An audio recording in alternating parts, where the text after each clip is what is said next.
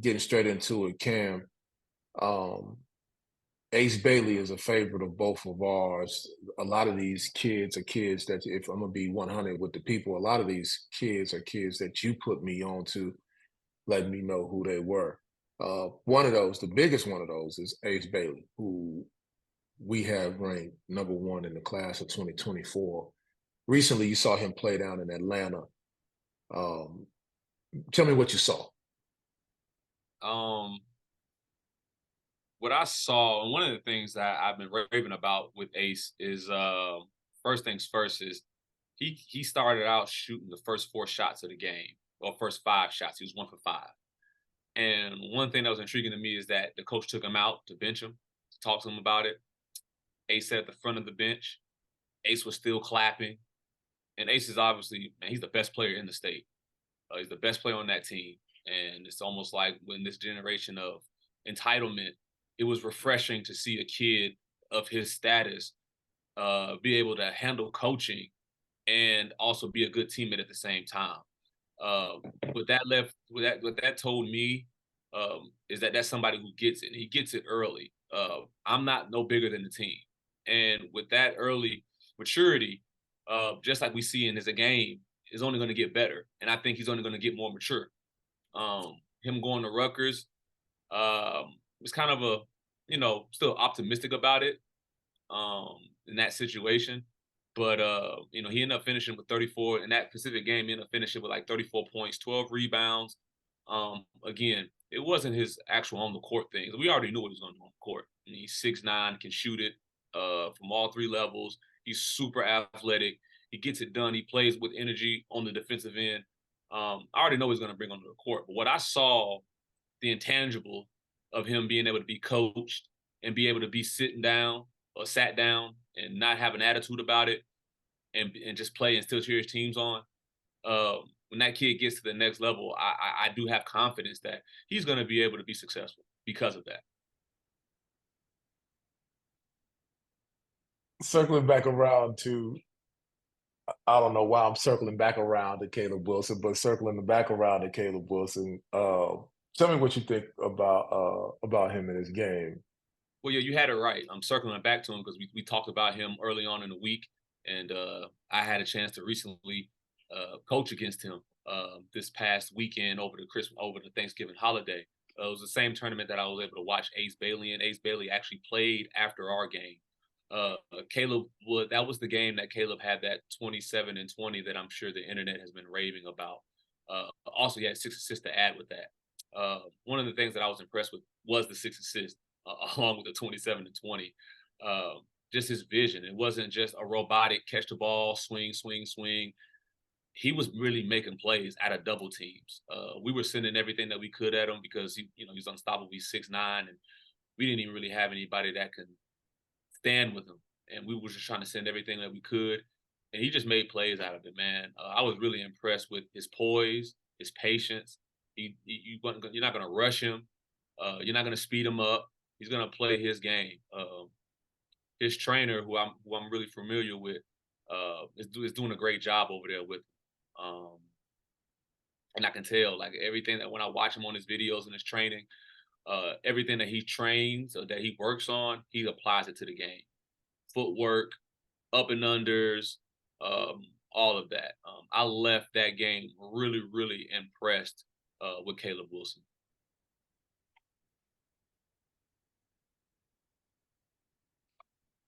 Kid that you brought to my attention just recently out of Indiana State is the kid Robbie Avila. He's averaging 18, 7, and 5 on the season. Um, you found a couple of these players probably earlier than most people around the country, or at the same time as some of the best basketball minds around the country. Tell me what tell me about him and what drew you to him as a basketball player. Um, Really, I was watching. I was just going through my Twitter, and I was, looking at some highlights, and Robbie came across my feed, and his numbers came across my feed. But the way that way he's built, the way that he's built doesn't look like that he would give you those numbers. And so as I'm watching the film, I'm like, oh, this kid really knows how to play the game. And he's 6'10", 240. And to me, he's a poor man's Jokic in the NCAA. Now, I'm not comparing him. I'm not saying that he's Jokic, but he's a poor man's version of him. I don't even think he's as athletic as Jokic is, and that ain't a lot to say. But 18 points, 7 rebounds, and 5 assists from your center is still impressive, and that's just high IQ. That's just a guy that just knows the game. He's only a sophomore. I've been trying to, do my due diligence and try to find a few diamonds in the rough, just so I don't miss anything. I'm a fan of all levels, whether it be the guys, the high level guys that we always talk about on ESPN, to the guys that like Avila, or like the guy that we're getting ready to talk about next in Carrington and Pitt. So Well, going right into that thought, Carlton Carrington seems to be. Well, let me give you your flowers again on this one, boss. You know what I'm saying? Like, this is a kid that you brought to my attention, and then when I looked him up, he's skyrocketing on draft boards all over the country, where people are saying that this kid can be a top 5 pick in the draft. Um, it's early in the process, obviously, but tell me again what you thought about him and what you think about him.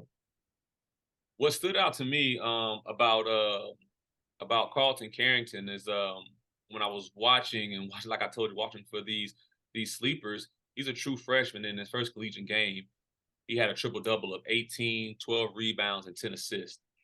That is what caught my eye, because any freshman that comes onto his first collegiate game and has a triple double, he's already comfortable. And he has an extreme amount of confidence. So that kind of led me to watch him, and look at some of his other games. He had 19, 7 and 4, 17, 4 and 3. Forgive me if those numbers aren't exactly accurate, but he had something of those in that ballpark. And for a guy in his first 3 to 4 games of his college career, that is really, really, really impressive for a true freshman. Not a redshirt freshman, but a true freshman. And he has Pitt sitting right now at 5-1. I got a chance to really sit down and watch him play against Oregon State. The kid just lets the game come to him. He doesn't try to rush it. I saw Oregon State try to blitz him with their screen and roll coverage, and he just picked them apart with short dumb balls, just making the game easier for his whole team. I'm really impressed with Carlton Bub Carrington. We got 2 subject matters left that we'll try to get in over the next 8 minutes or so. The first is the Josh Giddey situation. Um, this situation is one that's very, very unfortunate, troubling for a lot of different reasons from a social perspective. For me, Cam, I was talking to you about this right before we started filming this, but the before I give you the floor, um, you know, this situation for me is one that is troubling for a lot of different reasons. Um, the first being that it seems to be that we pick and choose when we want to have outrage. Outrage tends to be selective. Um, I don't want to go too far into the racial components of this, but I think that it's warranted in this particular situation to go into those components because what we found is that young men of color, when they run into situations like this, they can be demonized. And man, it's not to say that they're always taken off the floor, but oftentimes they are taken off the floor, right? Um, Josh Giddey is accused of what seems to be statutory rape, and whether I know that he's a young man just turning 21 years old, um, but it seems that nobody's really taking this as serious as what I thought they would. It's being covered, but it's being covered in a way that is not necessarily the way I believe it would have been covered had he been a man that was melanated, of our persuasion more than anything else. To that you say what? I mean, I agree. And this is actual, like, we've seen guys who were, I guess, demonized in a sense, and they didn't even do anything criminal. What Josh Giddey is being accused of is something that's criminal. You saw Kyrie Irving lose Nike deals and almost lose his NBA career because of something he posted from Amazon. He wasn't the one that put the content out there. He might have been wrong for reposting it because of the sensitivity of it, and I get that. But people wanted to cancel Kyrie. People felt like Kyrie shouldn't play. The owners have been in Brooklyn made him go through all this sensitivity training for the team. Is the NBA gonna make Josh Giddey go through sensitivity training? Is he gonna make when you do stuff like this, you gotta sign as a registered sex offender and things like that. Like this is a really, really serious offense. And the media and especially people like Malika Andrews, who loves to speak on the black athletes when even if they're found not guilty or not even have anything to do with a certain situation, Brandon Miller, she still feels like she needs to speak on that.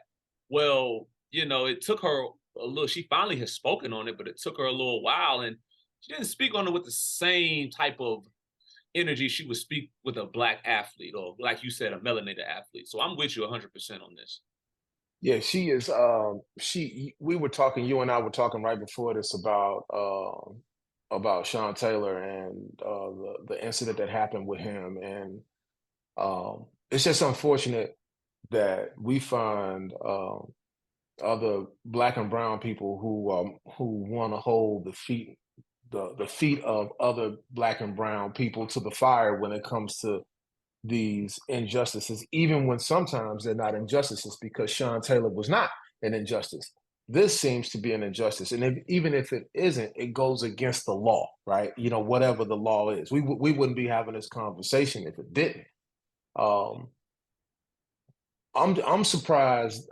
Again, Malika Andrews has, to your point, has come out, and it seems that it's a trigger point for her when it comes to anything dealing with workplace um, nonsense with men and women, or men overpowering women and or using their status or anything that deals with rape or any of these kind of situations. But again, in this situation, there isn't the same sort of vigor, right? There isn't that same sort of vigor, right? I'm just going to use that word again to say, yeah, this is completely wrong, and what I mean, you don't see teeth gnashing and lips curled up and foreheads balled up. You're not seeing that the same way. In fact, the kid is still playing, right? Now, I don't know what they know or what they don't know as to why he's not playing, but I do know, right, that this is pretty egregious, right? This needs to be addressed, and even if they don't address it that way, let's not address all the other ones that way. Then we got to get some sort of baseline as to how we're gonna approach athletes, right? Are we gonna approach them with piss and vinegar, or are we gonna approach them with kid gloves, right? Are we gonna have on furlong gloves? You know what I'm saying? Saying, hey, yeah, we're reporting this because it needs to be reported, right? I'm with you 1,000% on that. You got anything left to add on that? Just on that, it's kind of funny, and I don't know how true. Well, I guess we'll see here soon that it's alleged that a cereal company down there in Australia has already cut ties or plan on cutting ties. I think the news came out because they took Josh off their website. I forgot it's called Weebix is the cereal. I think it was something like $40 million deal that Josh has with them. Um, if his own home country is already, making moves, and what's stopping OKC, the NBA, the investigation here in the United States? Mm, big facts. We got about 2 minutes left. Uh, the bully, bully, bully twins, right? Let me make sure I said the name right. Um, it's Matt and Ryan. They are suing the NCAA. We got about a minute and 20 seconds left. Ken, give me your thoughts on what's going on there and your thoughts around it. Right now, it's just an unfortunate situation. I just think that OTE not to really shit on, spit on them, but they didn't really do their due diligence as far as making sure that their kids will be covered, whether they go to the pros or they want to keep their college eligibility. Uh, Mhm. I think that these kids should be given a waiver or a hardship, being that it's not these kids' fault. It's probably the institution and whatever NCAA and the institution at OTE did not come to an agreement. I don't think that you should punish kids for this. And any of Right. those kids at OTE, they're kids. They're Right. kids. Let them be kids. Kids make Right. mistakes like that. They don't know. Mhm. So allow them to make that mistake and allow them to go to school. It's still supposed to be allowed to go to school, man. Especially if they got a college basketball scholarship. Allow them to have that.